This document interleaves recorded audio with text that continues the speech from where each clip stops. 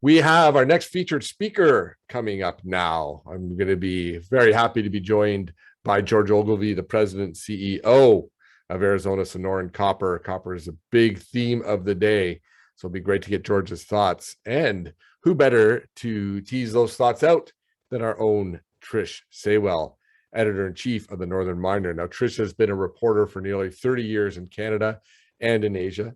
She joined the Northern Miner as a senior staff writer in late 2007 and recently took over as editor-in-chief. Before joining the Northern Miner, Trish worked in Asia for a number of publications, including the United Press International in New Delhi, the Hong Kong Standard, Asia Week, and the Far Eastern Economic Review in Hong Kong. At the Far Eastern Economic Review, Trish covered China from Hong Kong before being posted to Shanghai as the magazine's bureau chief in the late 1990s.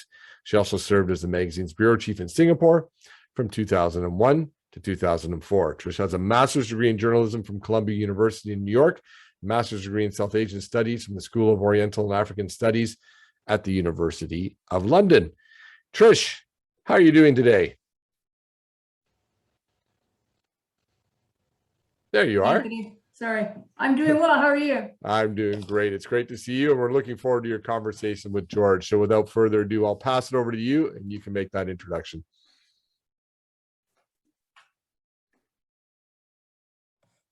George, you there? Yes, I am, Trish. Hello, Hi, how George. are you? How are you doing? I'm doing well, thank you. Great. Well, thanks for being here. I have the distinct honor of introducing George Ogilvie this morning, the president and CEO of Arizona Sonoran Copper, which has a really interesting brownfields copper project in Arizona on private land. In fact, it just listed yesterday on the Toronto Stock Exchange, so the timing of this chat is impeccable, to say the least. Many of you will know George, though, from his reputation in the mining industry as sort of the turnaround guy. He's worked his magic at a number of companies here in Canada, including Rambler Metals and Mining, Kirkland Lake Gold, and most recently Battle North Gold and its Bateman Gold project in Red Lake, which he just sold to Evolution Mining for about $343 million earlier this year. George is a professional mining engineer by training. He studied at Strathclyde University in Glasgow, Scotland, and then took his first job in mining with Anglo Gold in South Africa, I think in the late 80s. He and his wife then moved to Canada, where he spent the next 17 years in base metals and the following 15 years in gold. So George, welcome. Thanks for being here. Hey, thank you ever so much, Trish. Well, before we get on to Arizona Sonoran, and there's a lot to cover there, it's fascinating. I just wonder if you could spend a few minutes walking us through what you did at Battle North Gold to basically fix that operation. I think many people on the conference today will remember that asset. It was formerly called the Phoenix Gold Project, which Rubicon Minerals put into trial mining in 2015, based only on a PEA, and then quickly ran into some issues with the complex geology and so forth. Their stock tanked, went into restructuring. Then you joined the company in 2016. And many people, I think at that time, maybe thought you were a little crazy to take on such a challenge, but you did. And within 4 years, you renamed the company, renamed the project, did reconciliation and feasibility studies and so forth, and then sold it. So can you just tell us sort of what were the highlights for you during those years?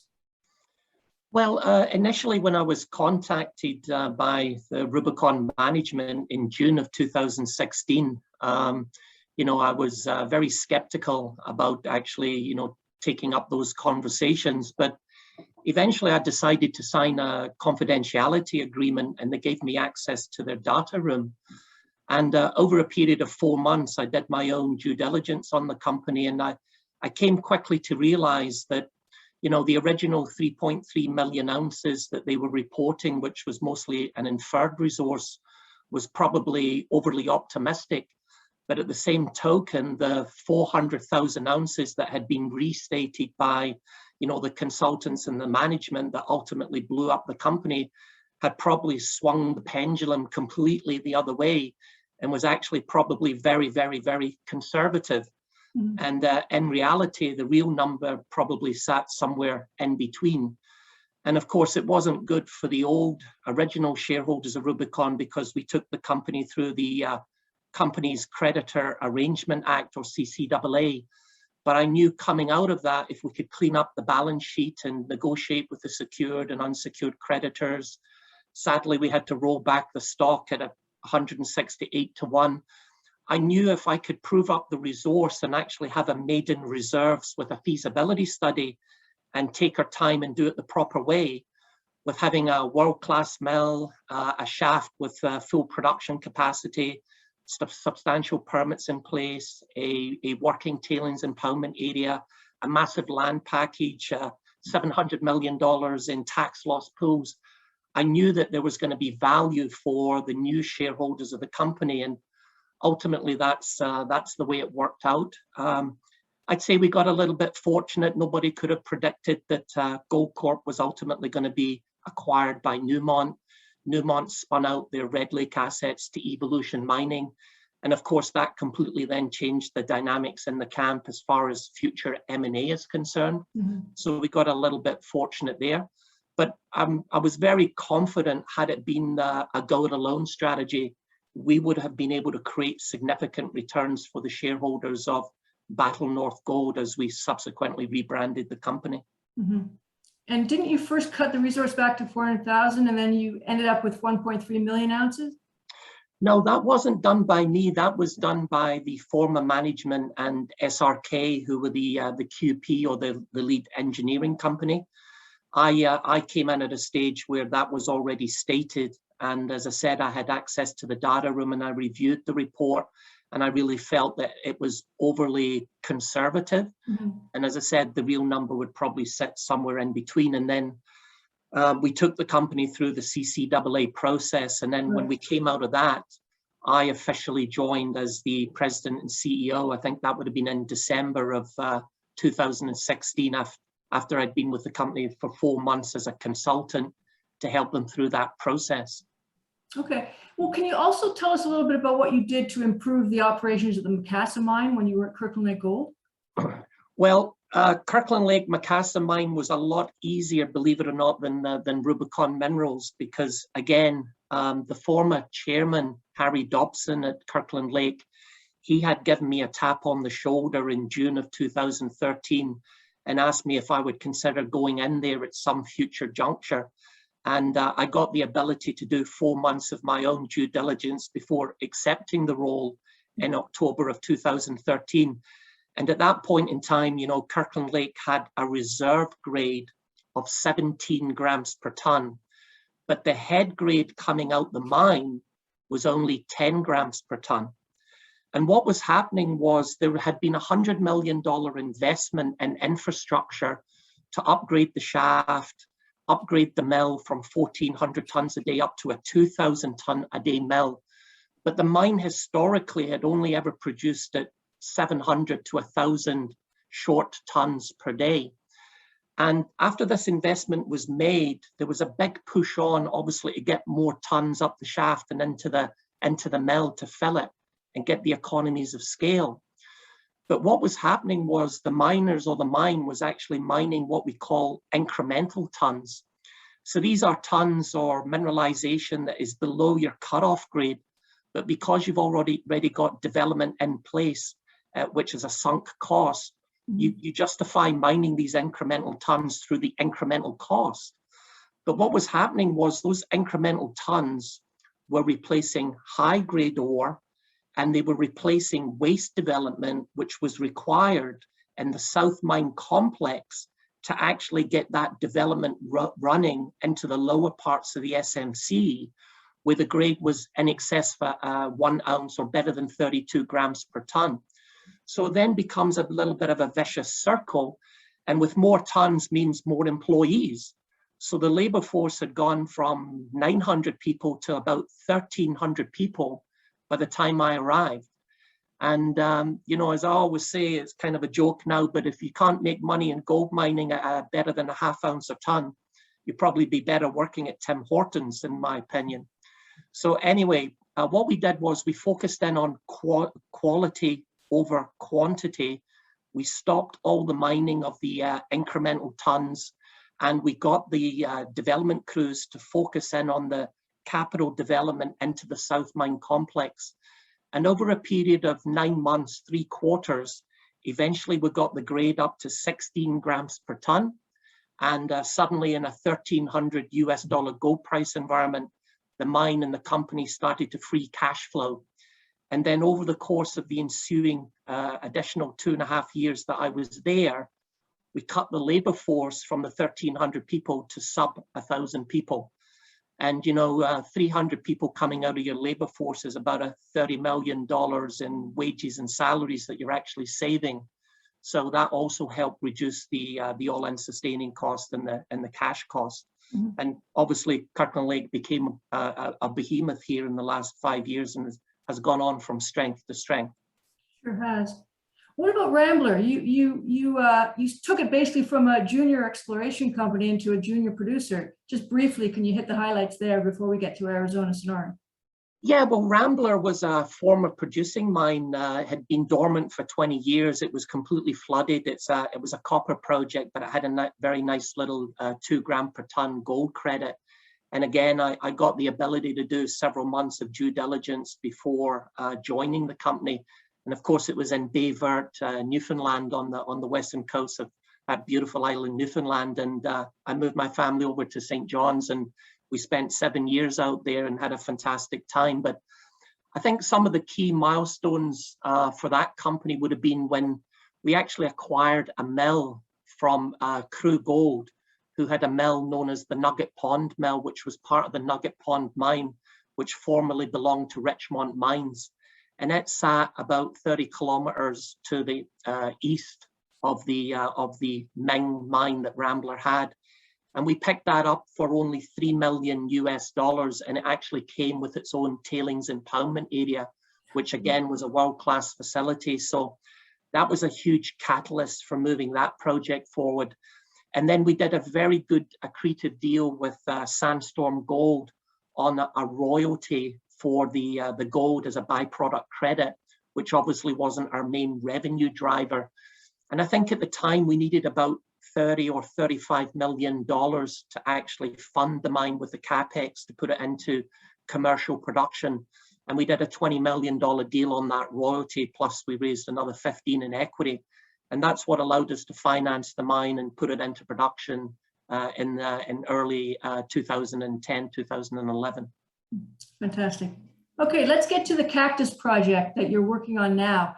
I wonder if you could tell me a little bit about the history of the project and how you acquired it from the ASARCO Trust. All I know is that it was an open pit mine mined by ASARCO in the mid-70s to mid-80s, and it produced about 400 million pounds of copper. So what, if you could just walk us through the history of that? Yep. So it was a former producing mine in the 70s and 80s. There's a massive copper porphyry system there, which consists of an oxide cap, enriched material, which is a chalcocite, and a primary sulfide, which is a chalcopyrite. Now, back in the 70s and the 80s, the heap leach solvent extraction electrowinning process that we know today was in its infancy and wasn't proven technology. So when the mine was in production, it was predominantly going after the enriched material and the chalcopyrite, the primary sulfide. And they had a big copper concentrator, a flotation mill there. They were producing a copper con, putting it on rail cars and shipping it out to El Paso, Texas, where ASARCO had a smelter. Today, the opportunity for the Arizona Sonoran shareholders, however, is that there's a 77 million ton stockpile sitting on surface today, which ASARCO would have regarded as waste, but is oxide material. And at a 0.169 total grade of copper, that generates 224 million pounds of copper that's already been drilled, blasted, and hauled to surface, and really just needs to be moved onto a future constructed leaching pad. And based on the column test that we've did to date, we're seeing recoveries of the oxide material of close to 90% metallurgical recovery. So, obviously the mine, I think back in the 70s and 80s was about 10 years ahead of the technology. Today, the heap leach SXEW is a very proven technology. And of course, we've just released a preliminary economic assessment that doesn't just look at the surface stockpile, but there's mineralization today sitting in the original pit, and there's also an underground component.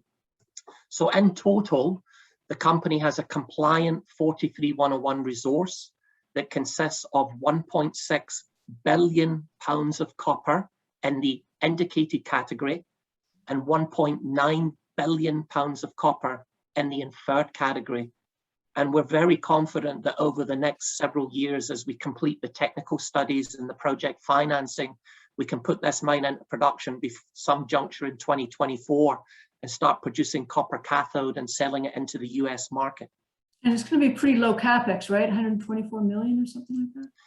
Yeah, well, as I said, yeah, exactly. It's 124 million US, but of course, you know, that surface stockpile is all being bought and paid for by, you know, the former company of Sarco. The pit is already there, so it's really a pit layback. Obviously, the costs go up a little bit with underground capital development, but the nice thing is once we go underground, we start to see grades that are approaching 1% copper. Mm-hmm. Of course, it'll be a big underground bulk tonnage mine, but that'll drive down the economies of scale. And we ran the resource on a $3.15 copper price. The financial and economic model is ran on a $3.35 US per pound of copper price, which obviously are substantially below the spot prices today, which, as everybody knows, are approaching all-time highs. Mm-hmm. And I think the mine life is what, 18 years or something like that? Yeah, the PEA has revealed an 18-year mine life. The average annual production would be 56 million pounds of copper cathode production. Mm-hmm. If you multiply those two numbers together, you're going to get about 1 billion pounds of copper produced over the 18 years. But bear in mind, we're still leaving at the moment 2.5 billion pounds of copper in the ground within that resource. Mm-hmm. And I'm very confident as we continue to drill this deposit out, we're going to be able to further optimize the pit shell and no doubt increase our annual production and the life of mine at the same time. We're looking at C1 cash costs of $1.55 US and all-in sustaining costs of $1.88. Mm-hmm. And as I said, at that $3.35 copper price, the NPV in the project using an 8% discount factor after tax is $312 million US dollars, and the IRR after tax is 33%. You know, I would say, Trish, on the Capex, it is low capital intensity compared to its peers. I would suspect, however, as we go through the PFS and the bankable, those numbers to marginally increase. And I think, as everybody on the call knows, you know, we're no longer in a transitionary inflationary period. I think transitionary inflation is likely to be here at least for the next 2 to 3 years. Mm-hmm. So we will face some headwinds when it comes to cost escalation on the Capex. But the good news here is for the shareholders and any future shareholders is that there's so much margin in this project that we can absolutely absorb that, and we're going to generate very strong returns for our shareholders. There are a number of other excellent attributes of this project too. I mean, you're not dealing with federal permitting, right? You're dealing with state agencies, number one. Number two, you're 40 miles south of Phoenix, so you've got access to a strong labor pool. And also, I understand that you have already got some of the water rights laid down. Yeah, it's a great point, and it was all part of my focus of my own due diligence on this company. We have a permit to take water for the next 50 years, and the permit allows us to take water at a rate of 3.7 acre feet per year. And when we do our water balance, the maximum water we use in any 1 year is only 1.2 acre feet per year. So essentially our permit is 3 times greater than their actual water requirement. The other good news is that 2,000 feet below surface, or about 1,000 feet below the current bottom of the pit, there's a very strong aquifer that makes water all year round. And we know that because we have wells into it and we take readings that will more than supply our water needs.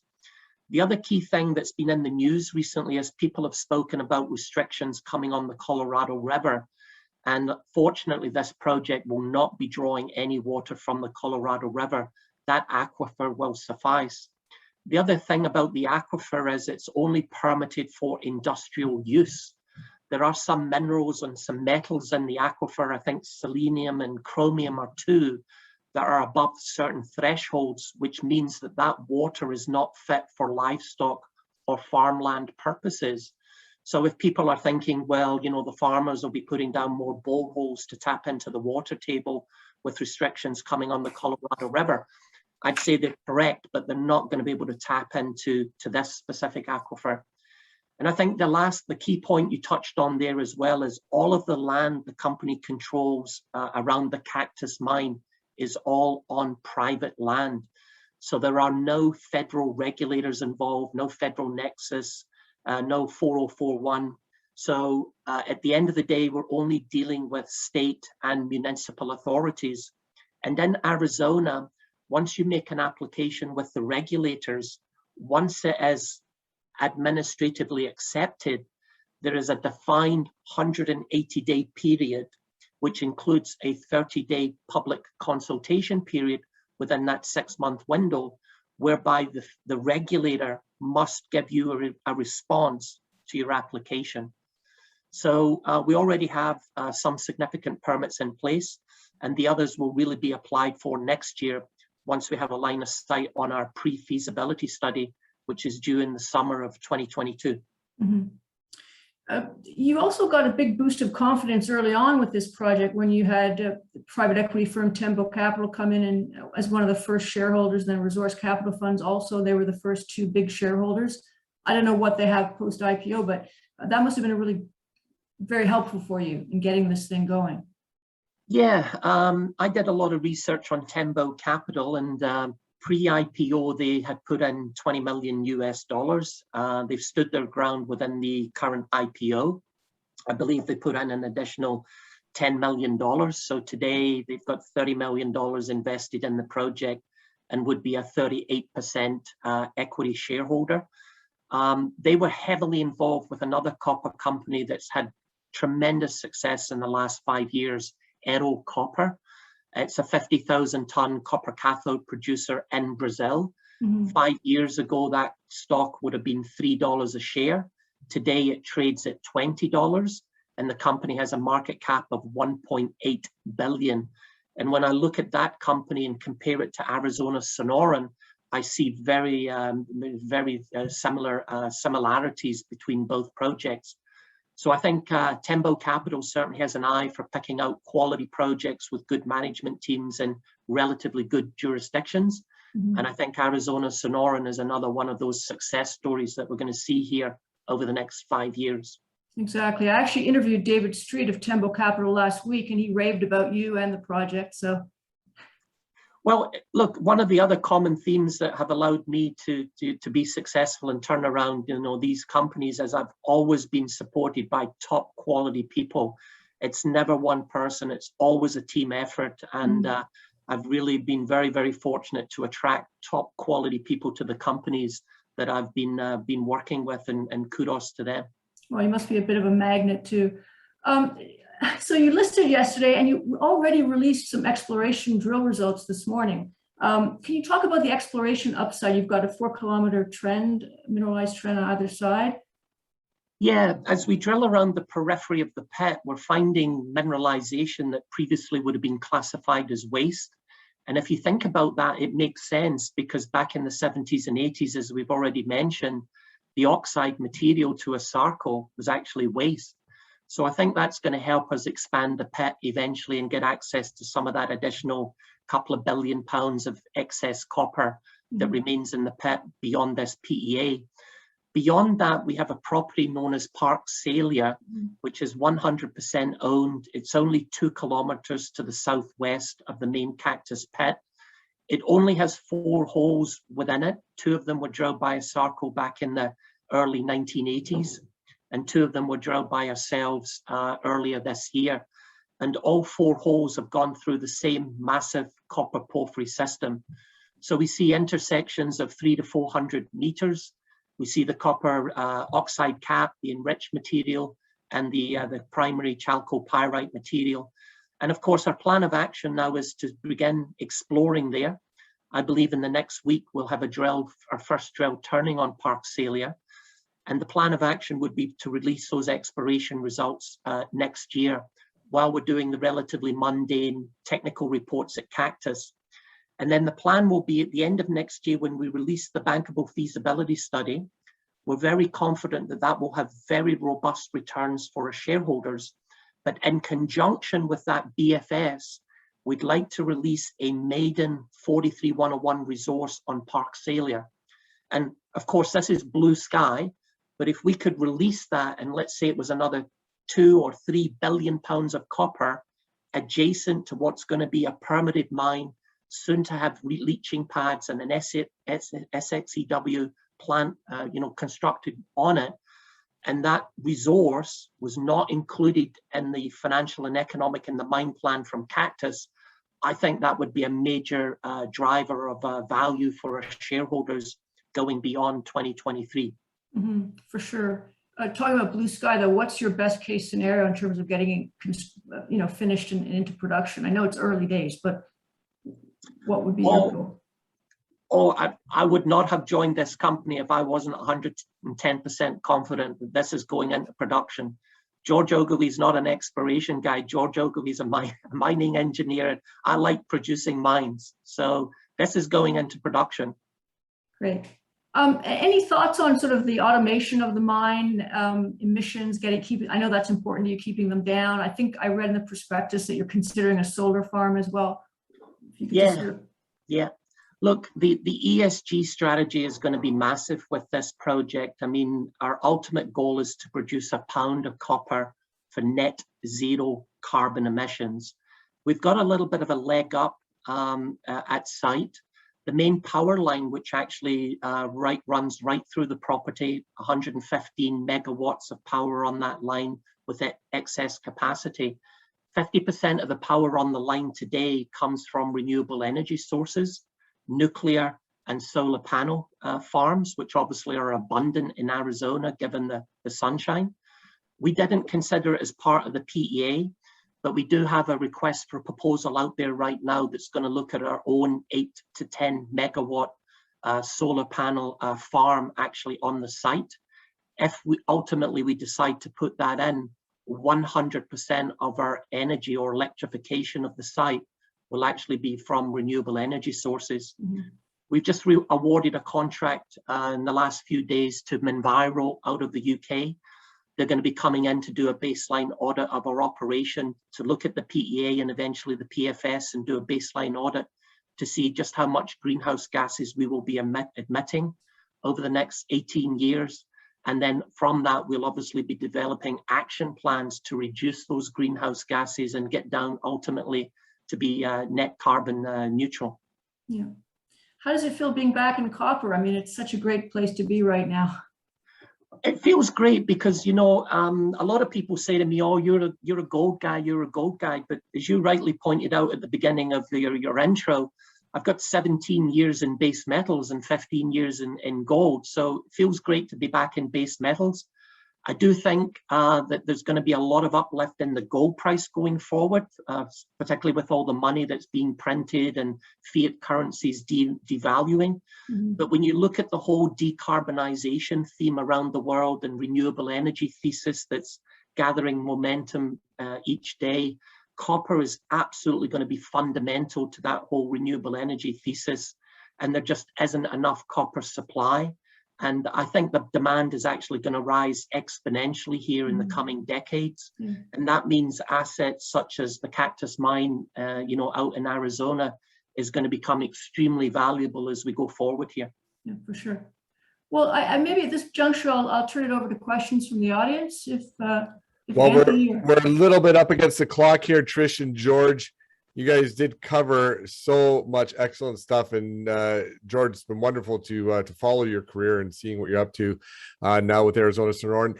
Why don't we just get this one in? We have one from Bill Dorr. He asks you, George, when do you anticipate having a U.S. listing? Well, it's a great question. I've got a board meeting in a couple of weeks' time to discuss the strategy for next year. It is on the agenda to talk about a U.S. listing as early as next year. I don't think we'll be going up to any of the main boards at the moment, but we have been talking about some of the over-the-counter, maybe the OTCQX or whatever, was a good trading platform for us when I was at Battle North Gold. So that might be a good stepping stone for us in 2022. So the answer to that question is we're thinking about it. Stay tuned. Okay. We'll leave it there. George and Trish, thank you so much for your time. Thanks. Thank you, Anthony. Thank you, George. Trish. Thanks, George. Cheers both. Bye-bye. Bye.